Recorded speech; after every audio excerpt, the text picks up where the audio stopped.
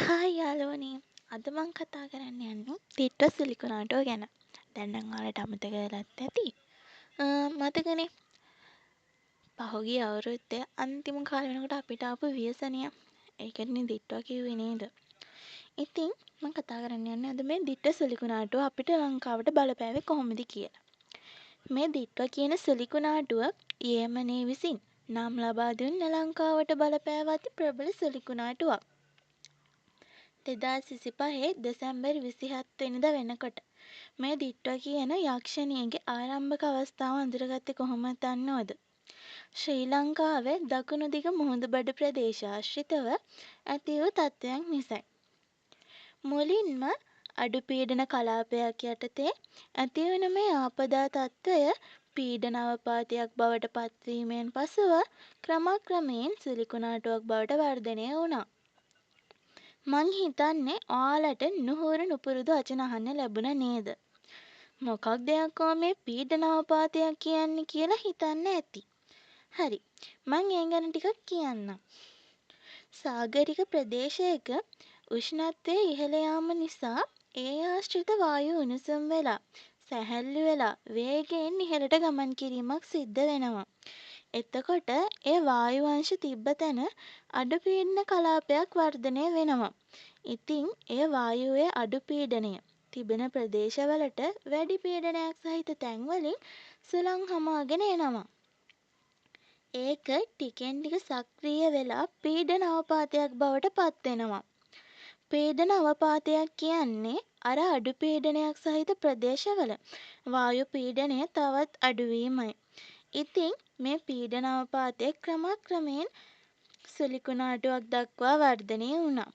අපිට දකින්නට ලැබුණේ මුළු ශ්‍රී ලංකාවම ආවරණය කරමින් වෘත්තාකාරව සුළං හමා යෑමක්. සුළඟේ වේගය පැයට කිලෝමීටර් 62ක් ඉක්ම වූ විට එය සිලිකුනාටුවක් ලෙස නම් කරනවා.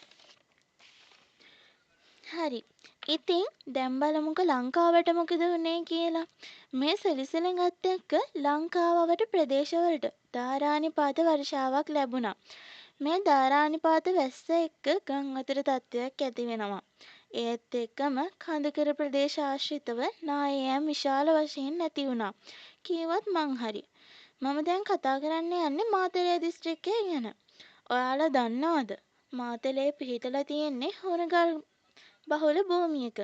අවුරුදු දහස් ගණනක් තිස්සේ වැහි වතුර පොළවට උරාගත්තම මේ හුණුගල් දිය වෙලා යනවා. අන්න එතකොට පොළව යට ඉබේම යෝධ කුහර කියලා જાතියක් හැදෙනවා. මේ දිට්ව කියන යක්ෂණිය ඉන්නව නේද? ඒ යක්ෂණිය දවසට දෙකට මිලිමීටර් 500 ඉක්ම වූ වැස්සක් තමයි මාතලේට ලබා දුන්නේ. ඉතින් මේ වැස්ස නිසා පොළව මතු පිට තියෙන පස් තට්ටු කුහර තුලට කඩාගෙන වැටුණා. ඒ නිසයි මාතලේ නගරය ගිලා බැසීමකට ලක් වුණේ. මාතලේ ගම්මඩුවට මිලිමීටර් 578ක වැසි ලැබුණා. මාතලේ දිස්ත්‍රික්කයේ පාසල් 11ක් විතර ගිලා බැසීමකට ලක් වුණා. මාතලේ දිස්ත්‍රික්කයෙන් විතරක් ජීවිත 24කට ආසන්න ප්‍රමාණයක් අපිට අහිමි වුණා.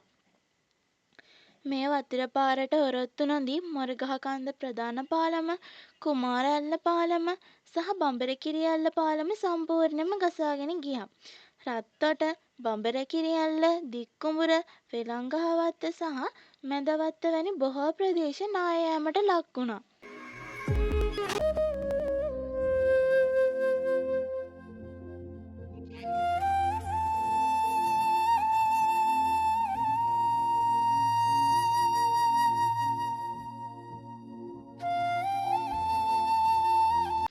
ඉතින් ඔයාලා බලනවා ඇතිනේ මම මොකද මේ මාතලේ ගැන කියවුවේ කියලා. මාත් අයිති වෙලා ඉන්නේ මාතලේ දිස්ත්‍රික්කයට. හැබැයි මං ඉන්නේ දඹුල්ල ප්‍රදේශයේ. ඔයාලා හිතනවා ඇති දඹුල්ලට මොකද වුනේ කියලා. අපේ පැත්තට නම් ලොකුවට බරපතල තත්ත්වයක් ආවේ නැහැ. හැබැයි ඉතින් දවස් ගණන් එක දිගට නොනවත්වා ලැබුණ වැස්සෙන් ඉබ්බන්කටුව ජලාශය, කණ්ඩලම වැව වාන් දැමීමට ලක් වුණා. ඒකත් එක්ක සමහර පැතිවලට අඩි 2ක් හෝ 3ක විතර වතුර දැමීමක් සමහර නිවෙස්වල දකින්නට ලැබුණා.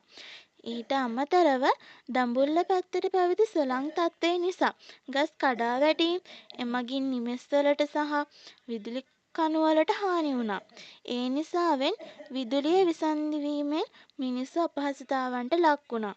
නිවසටම කොටු වූ ජීවිතයක් තමයි අපේ පැත්තේ ගත කළේ.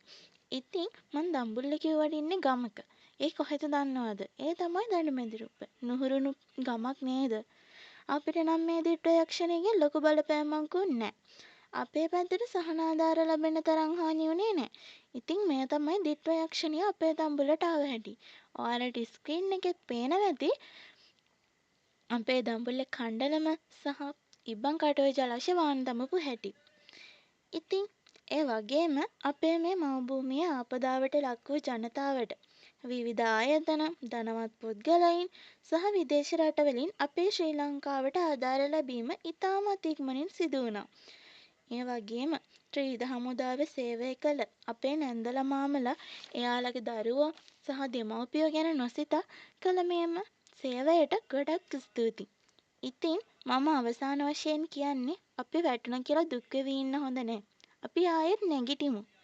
ආපදාවට ලක්වුණු මිනිස්සුන්ට දසදහස් වාරයකින් නැගිටින ශක්තිය ධෛර්යය ලැබේවා.